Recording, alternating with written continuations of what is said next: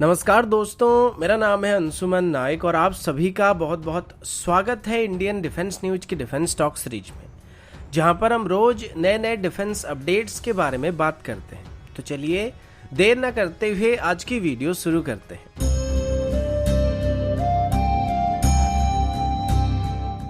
आज की पहली अपडेट भारत और इजिप्ट की तरफ से। आप सभी जानते होंगे कि अभी भारत और इजिप्ट के बीच डिफेंस रिलेशन को बेहतर करने के लिए बातचीत चल रहा था और सुनने को मिला था कि भारत और इजिप्ट के बीच अभी तेजस को लेकर भी बातचीत चल रहा है। इसी दौरान आज एक खबर सामने निकल कर आ रही है जिसमें ये बताया जा रहा है कि इजिप्ट की तरफ से अभी भारत से कुछ स्पेसिफिक रिक्वेस्ट किया जा रहा है। अब इजिप्ट को ये बात अच्छी तरीके से पता था कि जब भारत की तरफ से अपनी तेजस को मलेशिया को ऑफर किया गया था, तब इसके साथ भारत ने मलेशिया को उनकी Su-30MK और हॉक फ्लीट के लिए स्पेयर पार्ट्स और मेंटेनेंस जैसे फैसिलिटी को ऑफर किया जा रहा था। अब वो बात अलग है कि मलेशिया ने तेजस को सिलेक्ट नहीं किया था और भारत के ऑफर को ठुकरा दिया था, लेकिन अभी इजिप्ट को भी अपनी एग्जिस्टिंग Mi-17 और MiG-29 फ्लीट की सर्विस और स्पेयर पार्ट को लेकर दिक्कत हो रही है, क्योंकि रशिया की हालात अभी सही नहीं है और सैंक्शंस लगने की वजह से रशिया के साथ कोई डिफेंस डील को कर पाना संभव नहीं हो पा रहा है, जिस वजह से इजिप्ट अभी अपनी MiG-29 और Mi-17 के लिए भारत से मदद मांग रहा है कि भारत की तरफ से इजिप्ट की MiG-29 या Mi-17 जैसे हेलीकॉप्टर को सर्विस कंडीशन में रखने के लिए उनकी मदद किया जाए, यानी कि MiG-29 और Mi-17 की सर्विस और स्पेयर पार्ट को इजिप्ट को सप्लाई किया जाए। अब इजिप्ट के पास अभी जो सबसे बड़ी प्रॉब्लम है वो उनकी MiG-29 फाइटर जेट की RD-33 सीरीज की इंजन को लेके, जिनकी स्पेयर पार्ट ना मिलने की वजह से इनको ग्राउंडेड कंडीशन में रखना पड़ रहा है, जबकि सेम इंजन और उनकी स्पेयर पार्ट को अभी भारत में लोकली मैन्युफैक्चर किया जाता है। तो इजिप्ट चाहता है कि HAL की तरफ से अभी इसके लिए उनको मदद किया जाए। वैसे ये एक अच्छा मौका है जब हम इजिप्ट की एयरफोर्स की MiG-29 और Mi-17 को सर्विस प्रोवाइड कर पाएंगे और साथ ही आगे चल के तेजस को लेके भी बातचीत करने में हमें थोड़ा पॉजिटिव असर मिलने वाला है, क्योंकि अगर हम इसकी सर्विस को ठीक टाइम पर उनको प्रोवाइड कर पाते हैं तो इजिप्ट को फ्यूचर में तेजस की सर्विस और मेंटेनेंस से रिलेटेड जितने भी डाउट होंगे वो थोड़े बहुत क्लियर हो जाएंगे कि अगर वो भारत से कोई इक्विपमेंट को खरीदते हैं तो आगे चल के उनको स्पेयर पार्ट्स हो जाए या आफ्टर सेल सर्विस हो जाए वो अच्छी मिलने वाली, और ये किसी भी डिफेंस डील में काफी मायने रखने वाला है, क्योंकि भरोसा होता है जिसको बेस करके कोई भी डिफेंस डील हम करते हैं, कोई भी इक्विपमेंट को खरीदते हैं। तो एक अच्छा मौका होने वाला है जहां पर हम इजिप्ट की मार्केट में अपने प्रेजेंस को बना सकते हैं। अगला अपडेट अर्जुन MK-1A टैंक्स को लेके। आप सभी ने देखा होगा पिछले साल इंडियन आर्मी की तरफ से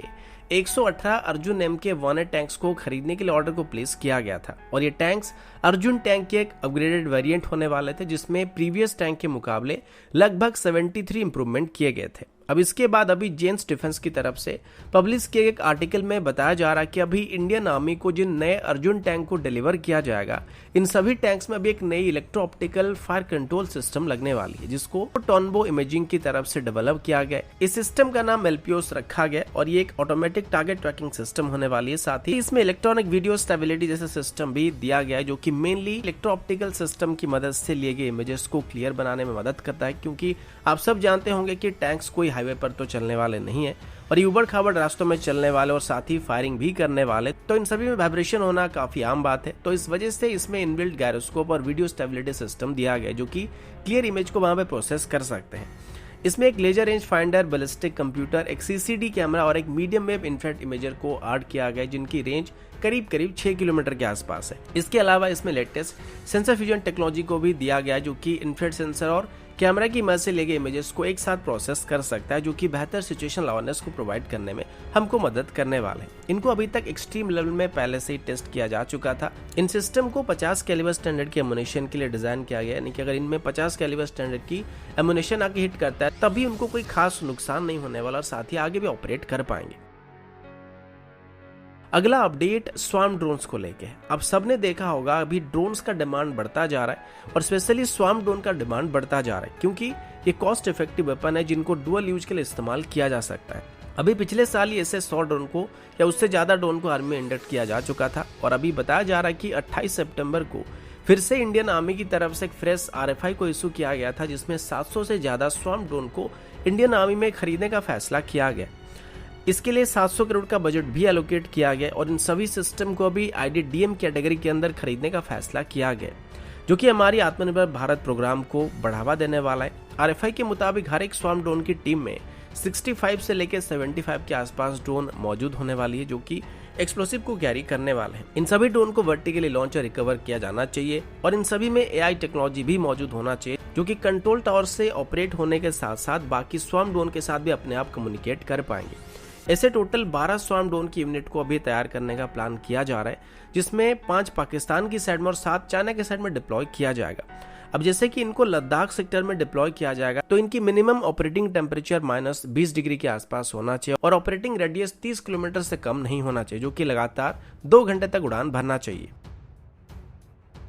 अगला अपडेट भी ड्रोन से जुड़ा हुआ है। अभी हम सब लोग स्वार्म ड्रोन के बारे में बात कर रहे थे और जिस तरीके से हम अभी ड्रोन्स को खरीद रहे हैं, ठीक वैसे ही हमारे दुश्मन के पास भी ड्रोन मौजूद होंगे और वो भी इनका इस्तेमाल हमारे खिलाफ कर सकते हैं। और फिलहाल हमारे दुश्मन जो इसका इस्तेमाल हमारे खिलाफ कर भी रहे हैं, जिनको मोस्टली सुअरों के द्वारा अभी पंजाब सेक्टर में हो जाए या जम्मू कश्मीर सेक्टर में हो जाए, हथियार को, गोला बारूद को या ड्रग्स को बॉर्डर के उस पार से इस पार लाने के लिए इस्तेमाल किया जा रहा है। तो ऐसे में हमें भी एंटी ड्रोन सिस्टम की काफी ज्यादा जरूरत पड़ रही है, जो कि दुश्मन के ड्रोन से हमको बचा पाएंगे। अब एंटी ड्रोन सिस्टम की बात करें तो ये भी कई तरह के सिस्टम हो सकते हैं। एक स्टैटिक सिस्टम हो सकता है, एक मोबाइल सिस्टम हो सकता है और एक हैंडहेल्ड सिस्टम भी हो सकता है। स्टैटिक सिस्टम वो होता है जिसको कहीं पर फिक्स किया जा सकता है। मोबाइल सिस्टम वो हो सकता है जिसको व्हीकल के ऊपर हम लोग माउंट करके ऑपरेट कर सकते हैं और ऐसा सिस्टम अभी DRDO की तरफ से डेवलप किया गया। और एक मोबाइल सिस्टम है जिसको इजीली गन की तरह हम लोग कैरी कर सकते हैं, जिसको नॉर्मली एंटी ड्रोन गन भी कहा जा सकता है। ऐसे एक सिस्टम को भी गोदरेज इंडिया की तरफ से डेवलप करने का फैसला किया गया, मैन्युफैक्चर करने का फैसला किया जा रहा है और इसके लिए गोदरेज की तरफ से अभी फ्रेंच कंपनी सर्वेयर के साथ टाई अप किया जा रहा है, जो कि एक man portable anti drone gun को डेवलप करने वाले या मैन्युफैक्चर करने वाले हैं। इन सिस्टम को आमतौर पर हमारे जवान कैरी कर सकते हैं और इनको VVIP प्रोडक्शन के लिए भी इस्तेमाल किया जा सकता है। जब भी आप लोग देखे होंगे किसी स्टेट के CM जाते हैं या गवर्नर जाते हैं तो उनके पीछे एक जामर वाले गाड़ी चलते रहते हैं, तो ऐसे कंडीशन में उनके साथ जो जवान जाएंगे वो अपने साथ ऐसे गन को कैरी कर सकते हैं। अब ये कंप्लीट सोल्यूशन होने वाला है, जो कि सिंगल ड्रोन के अलावा स्वार्म ड्रोन के खिलाफ भी एंगेज हो सकता है, लेकिन इसमें सिर्फ सॉफ्ट किल कैपेबिलिटी मौजूद होने वाली है। इन गन्स का नाम सिमेरा है और इसकी रेंज करीब 4 से 5 किलोमीटर तक होने वाली है। इसके काम करने की तरीके की बात करें तो ये दुश्मन की ड्रोन के सिग्नल को जैम कर सकता है या लो कर सकता है या वीक कर सकता है, जिससे या तो ड्रोन नीचे गिर सकता है या फिर अपने ऑपरेटर की तरफ वापस चला जा सकता है, क्योंकि जिस तरीके से उसकी सिग्नल स्ट्रेंथ पीक होता जाएगा वो अपने ऑपरेटर की तरफ धीरे धीरे वापस जाने लगा, ताकि स्ट्रेंथ उसको ज्यादा मिलता रहे। यानी कि एक तरीके से इसमें हम लोग दुश्मन की ड्रोन को गिरा सकते हैं या फिर इसको पीछे धकेल सकते हैं। ऐसे ही सिस्टम को अभी आर्मी में और VSF में भी इंडक्ट करने के बारे में सोचा जा रहा था और आने वाले दिनों में इनकी डिमांड काफी ज्यादा बढ़ने वाला है। अगला अपडेट MiG-21 एयरक्राफ्ट को लेके। आप सभी इस एयरक्राफ्ट को अच्छी तरीके से जानते होंगे, जिसे कई लोग फ्लाइंग कॉफिन भी कहते रहते हैं, क्योंकि इनकी क्रैश होने की जो रेट है वो काफी ज्यादा रहता है और इसी वजह से पिछले कुछ सालों में हमने हमारे कई पायलट को भी खोया है। लेकिन फिर भी इसको इंडियन एयरफोर्स में बहुत ही खास एयरक्राफ्ट माना जाता है। 70s के दौर से जब इसको इंडियन एयरफोर्स में इंडक्ट किया गया था, तब से लेके आज तक ये अपनी रोल को बखूबी निभाते आ रहा है। लेकिन अभी ये काफी पुराने हो चुके हैं, जिस वजह से इनकी क्रैश रेट काफी बढ़ रहा है। इनकी प्राइमरी टारगेट पाकिस्तान की एयरफोर्स की बात करें तो ये तब से उनको मुंहतोड़ जवाब देते आ रहे जब से इनको इंडियन एयरफोर्स में शामिल किया गया था। लेकिन फिर भी अभी इनको ज्यादा दिन तक इंडियन एयरफोर्स में ऑपरेशन रखा नहीं जा सकता, क्योंकि अभी भी जिन 4 से 5 स्क्वाड्रन MiG-21 इंडियन एयरफोर्स में ऑपरेशन है उनको लाइफ एक्सटेंशन के जरिए ऑपरेट किया जा रहा है और जितना जल्दी हो सके इनको रिटायर करने का फैसला किया गया। इसी बीच कल ही इंडियन एयरफोर्स की तरफ से अपनी एक और MiG-21 स्क्वाड्रन को रिटायर करने का फैसला किया गया और 2025 तक बाकी बचे सभी MiG-21 स्क्वाड्रन को इंडियन एयरफोर्स से रिटायर कर दिया जाएगा। अभी की बात करें तो कल जिस MiG-21 स्क्वाड्रन को रिटायर किया जाएगा, ये एक बहुत ही खास स्क्वाड्रन होने वाली है, क्योंकि ये वही स्क्वाड्रन है जिनकी टीम के एक मेंबर ने पाकिस्तान के F-16 को मार गिराया था और ये वही स्क्वाड्रन है जिसमें अभिनंदन वर्धमान मौजूद थे। इस स्क्वाड्रन का नाम नंबर 51 सोडाम है, जो कि वर्तमान श्रीनगर में डिप्लॉयड है। आगे चल के सेम स्क्वाड्रन को दोबारा रिस्ट्रक्चर करने का भी प्लान किया जा रहा है और इसको आगे चल के साथ तेजस MK-1 से रिप्लेस कर दिया जाएगा, यानी कि तेजस MK-1 की नई स्क्वाड्रन के साथ नंबर 51 स्क्वाड्रन को दोबारा तैयार किया जाएगा और सेम स्क्वाड्रन में आगे चल के तेजस MK-1 को ऑपरेट किया जाएगा। अगला अपडेट लाइट कॉम्बैट हेलीकॉप्टर को लेके। अगर आप सभी ट्विटर में या किसी भी और भी सोशल मीडिया प्लेटफॉर्म में इंडियन एयरफोर्स की ऑफिशियल हैंडल को फॉलो करते हैं तो आपने देखा होगा कि इंडियन एयरफोर्स की तरफ से भी लाइट कॉम्बैट हेलीकॉप्टर की एक प्रमोशनल वीडियो रिलीज किया गया था और इसको इस वजह से रिलीज किया गया था क्योंकि अभी कुछ दिन बाद ही इंडियन एयरफोर्स में लाइट कॉम्बैट हेलीकॉप्टर को फुली ऑपरेशनल कर दिया जाएगा। 29 सितंबर को ही HAL की तरफ से इंडियन आर्मी को उनकी पहली लाइट कॉम्बैट हेलीकॉप्टर को डिलीवर किया गया, जो कि स्पेशली इंडियन आर्मी के लिए बनाया गया था और ये उन 15 लाइट कॉम्बैट हेलीकॉप्टर में से एक हेलीकॉप्टर होने वाला है जिसके लिए पिछले साल ऑर्डर प्लेस किया गया था। इसमें से 5 इंडियन आर्मी को डिलीवर होने वाले और बाकी 10 इंडियन एयरफोर्स को डिलीवर होने वाले।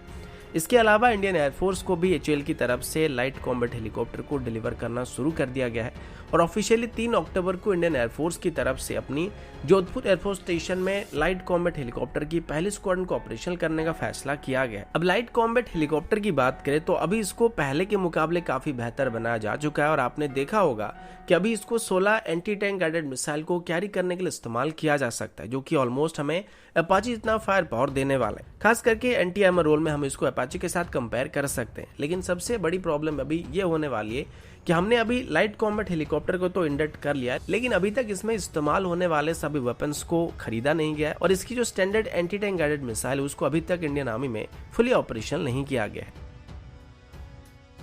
अगला अपडेट भारत और पाकिस्तान को लेके। कुछ दिन पहले आपने देखा होगा जब यूनाइटेड नेशन की मीटिंग को अरेंज किया गया तो उसमें लगभग सभी परमानेंट मेंबर्स की तरफ से और मैक्सिमम मेंबर्स की तरफ से यूनाइटेड नेशन में एक रिफॉर्म लाने की और भारत की परमानेंट मेंबरशिप को सपोर्ट करने का फैसला किया गया था और यहाँ तक कि इसमें श्रीलंका की तरफ से भी भारत को परमानेंट मेंबरशिप देने के लिए सपोर्ट किया गया था। लेकिन फिर भी आप भी जानते हो और मैं भी जानता हूँ कि यूनाइटेड नेशन सिक्योरिटी काउंसिल में परमानेंट मेंबरशिप मिल पाना इतना आसान काम नहीं है, स्पेशली जब तक चाइना वहां पर मौजूद है। वो अपनी वीटो का इस्तेमाल करके भारत की परमानेंट मेंबरशिप को रोकने वाला है, क्योंकि एक बार भारत को यूनाइटेड नेशन सिक्योरिटी काउंसिल में परमानेंट मेंबरशिप मिल जाए तो सेम वीटो का इस्तेमाल भारत चाइना के खिलाफ कर सकता है। तो चाइना नहीं चाहता कि इसमें भारत को परमानेंट मेंबरशिप मिले। इसके बाद अगर पाकिस्तान की बात करें तो पाकिस्तान भी ये नहीं चाहता कि भारत को यूनाइटेड नेशन सिक्योरिटी काउंसिल में मेंबरशिप मिल जाए और इसी बीच पाकिस्तान की तरफ से इसका जवाब भी देना शुरू किया जा चुका है, जिसमें पाकिस्तान की फॉरेन मिनिस्टर बिलावल भुट्टो ने बताया कि वो यूनाइटेड नेशन सिक्योरिटी काउंसिल की परमानेंट मेंबरशिप की सीट को एक्सपैंड करने के खिलाफ है